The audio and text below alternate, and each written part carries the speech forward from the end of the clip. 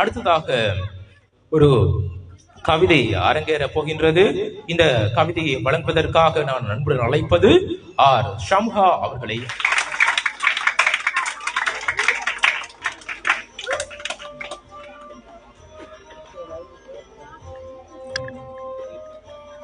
அனைவருக்கும் அஸ்ஸலாமு அலைக்கும் வரஹ்மத்துல்லாஹி வபரகாத்துஹு.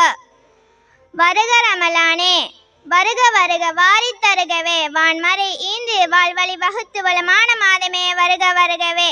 வான்பிறை ஒன்றில் துவங்கி வளர்பிறை பாதி தேய்விரை மீதி மாதம் முழுவதும் வேதம் ஒளித்திட வருக வருகவே.